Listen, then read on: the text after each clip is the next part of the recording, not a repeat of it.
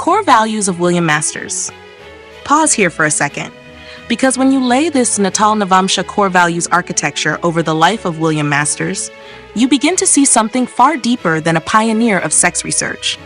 What emerges is the psychological blueprint of a man who did not merely study intimacy, he dismantled shame, authority, morality, and scientific taboo from the inside out. This is not the story of curiosity. This is the story of controlled obsession, emotional distance, ethical rebellion, and surgical precision. The core psychological paradox. Externally, life demanded competence, authority, public legitimacy, and control. Internally, the psyche was driven by forbidden knowledge, emotional detachment, and the need to penetrate what society refused to name. William Masters lived inside this paradox his entire life. It didn't soften him, it sharpened him. External core values in action, natal chart psychology. External status, Sun in Sagittarius, 6th house psychologically, this Sun does not seek fame. It seeks legitimacy through expertise. Masters did not want to be admired. He wanted to be correct. His identity formed around mastery of systems, professional authority, and moral confidence rooted in I know what others don't. The 6th house is critical here. Status came not from charisma, but from clinical usefulness. This placement creates a man whose ego stabilizes when he fixes, diagnoses, categorizes, and corrects what is malfunctioning. Sex, to him, was not romance. It was physiology under examination. That emotional distance was not cruelty. It was psychological necessity. External responsibility. Saturn, RX in Gemini, 12th house. This Saturn explains everything uncomfortable about him. Externally, responsibility meant carrying taboo knowledge alone, thinking where others refused, and operating in intellectual isolation. The 12th house Saturn creates a psyche trained to work without validation, often against the collective moral framework. Retrograde Saturn intensifies this. Internalized authority, self-defined ethics, and a deep distrust of public opinion. Psychologically, this is a man who learned early. Open quote, if I wait for approval, truth will never move forward. Close quote, isolation wasn't a side effect, it was the price of integrity. External action, Mars in Leo, 2nd house. Mars here acts through assertion of values and voice. Masters didn't fight physically or emotionally. He fought by declaring truth with confidence. This placement produces a commanding tone, unapologetic expression, and zero tolerance for moral intimidation. He didn't ask permission to speak about sex. He announced it. Psychologically, this Mars says, open quote, if I believe it is true, I will say it, and I will not lower my voice. Close quote. This is why he could stand against medical institutions, religious outrage, and public discomfort without retreating. External cause, Rahu in Capricorn, 7th house. Rahu here is ruthless and precise. Externally, ambition was driven through partnerships, institutional legitimacy, and public-facing authority structures. Virginia Johnson was not just a collaborator, she was a Rahu catalyst. Through partnership, Masters access social reach, relational visibility, and mass impact. Psychologically, this Rahu produces obsession with being taken seriously by the establishment, not loved by it. The hunger was not for fame, it was for credibility. External creation.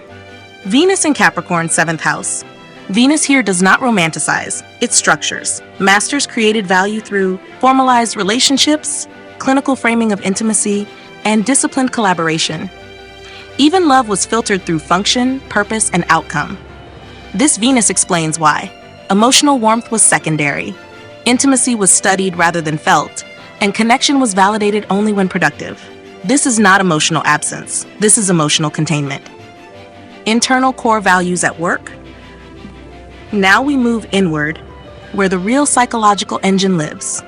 Internal status. Moon in Scorpio, 2nd house inside, this man was not calm. He was intensely private, emotionally guarded, and value-obsessed. The Moon in Scorpio does not seek comfort. It seeks truth at any cost. Psychologically, this created emotional secrecy, mistrust of surface morality, and a deep fixation on what lies beneath social masks. This Moon explains why sex fascinated him. Not for pleasure, but for power, vulnerability, and exposure. Internal responsibility.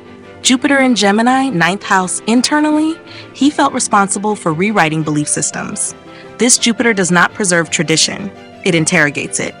Psychologically, learning never stopped, belief was provisional, and morality was subject to evidence. This is the inner professor who says, open quote, "If belief collapses under scrutiny, it deserved to collapse," close quote. Internal action? Mercury in Virgo, 12th house. This is surgical intelligence. Internal action occurred through obsessive precision, methodological discipline, and relentless refinement. Mercury here doesn't speculate, it measures. This is why masters could observe sexual response without embarrassment, document without emotional interference, and reduce intimacy to data without flinching. Psychologically, this is emotional suppression in service of clarity. Internal cause. Ketu in Scorpio, 2nd house. Ketu here is brutal.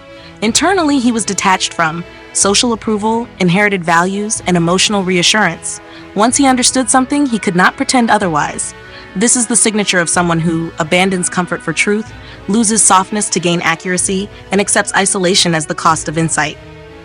Internal creation. Venus in Pisces, 6th house. Here lies the quiet irony. Internally, value was created through service, healing, and dissolving shame for others. Despite emotional coldness, the outcome of his work was compassion, liberation from guilt, normalization of desire, and relief from moral punishment. He did not soothe individuals emotionally. He healed society structurally. Integrated psychological truth. Externally, William Masters operated as authoritative, controlled, unapologetically rational. Internally, he was intense, detached, and driven by an almost compulsive need to expose what was hidden. Here is the line that defines him. William Masters did not humanize sex through empathy. He liberated it through precision. He didn't seek intimacy. He sought truth without distortion. And psychologically, that made him capable of doing what softer minds could not, standing inside taboo without collapsing into it.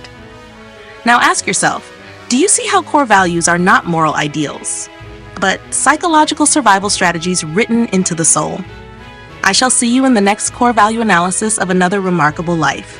Until then, reflect deeply and stay aware.